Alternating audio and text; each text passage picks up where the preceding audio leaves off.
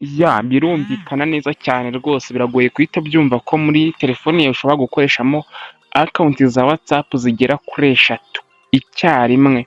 Biragoye ibi ngibi kubyumva, bamwe mu bahanga bashobora guhita babyumva, ariko gukoresha watsapu eshatu cyangwa se akawunti eshatu, ndavuga nimero za telefoni nta kindi ndi kuvuga, muri telefoni yawe ugakoreshamo nimero eshatu cyangwa se konti eshatu za watsapu, biragoye guhita ubyumva. Gusa kuri iyi nshuro njye nka Ubarira Official ngiye gukwereka uburyo neza urakoresha akawunti eshatu muri telefoni yawe ya watsapu, ahasigaye ukoresheje nimero eshatu nk'uko ndi kubibabwira.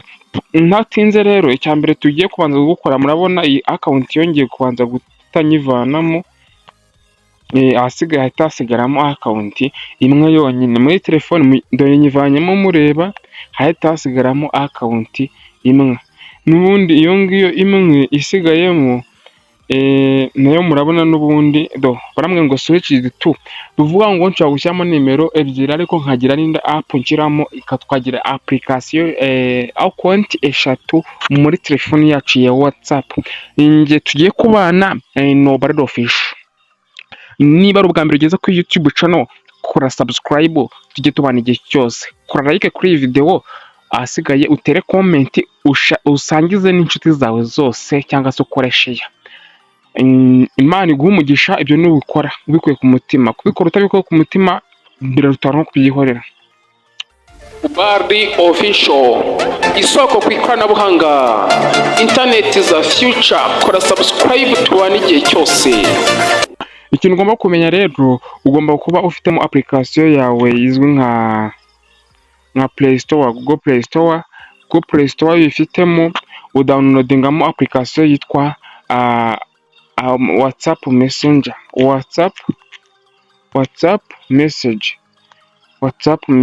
WhatsApp Messenger ni iyi ngiyi mwese musanzwe muyifite. Iyi WhatsApp ikwemerera kugira akawunti ebyiri cyangwa se konti ebyiri mu bwayo.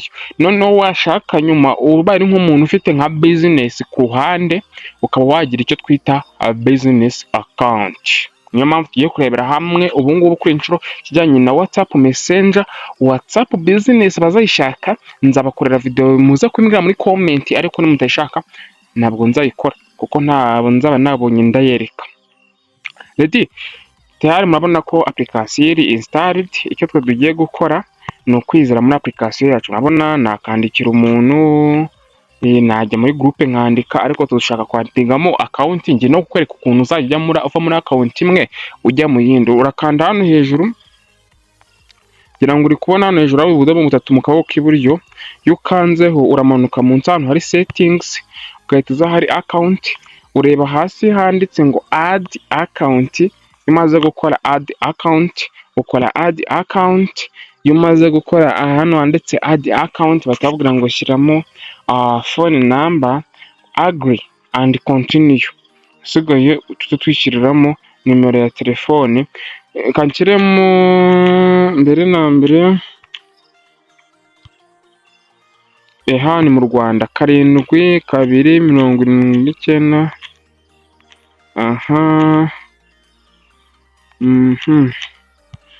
Twemeza, ni ukuvuga ngo imaze no kwemeza ukora next. Imaze gukora next, barakubaza ngo baguza icyo twita two step verification. Two step verification nyine nk'umuntu w'umutaramu nge mpita nyitamo.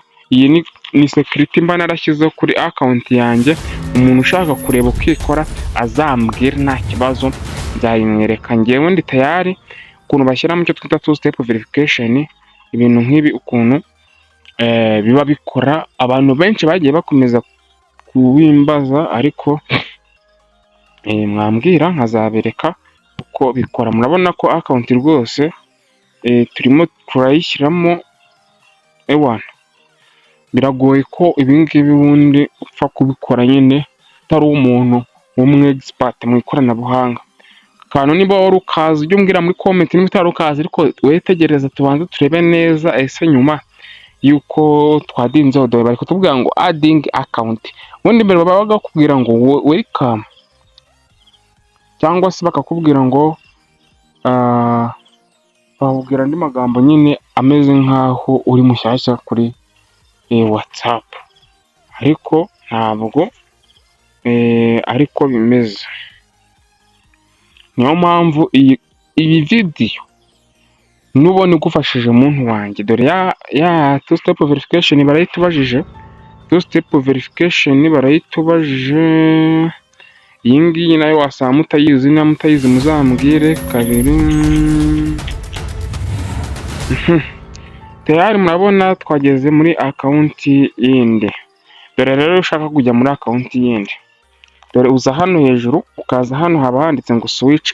Mbere hari handitse setting, ariko noneho hajeho indi option ivuga ngo switch account. Dore nkanzeho nka gutya bahita banzanira indi account. So iyi video niyo igufashije muntu wanjye, kora like, kora subscribe, fungura inzogera tujye tubana igihe cyose. Dore iyi ni iyindi nimero mfite, mutagira ngo ni zimwe, ninjyaho hano murahita mubona yuko iyi no Bored Official, uyu nguyu we wundi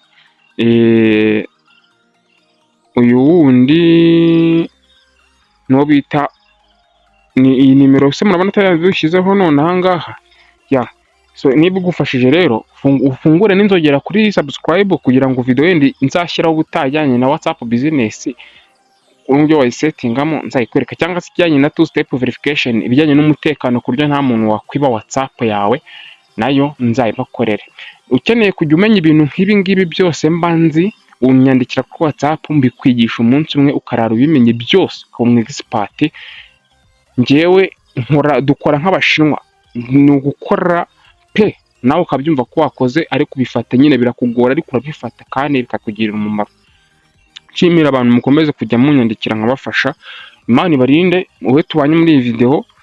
Bye bye, urare aharyana, cyangwa se Imana ikwezereze umunsi niba uri mu gitondo, ndavuga ku Banyarwanda.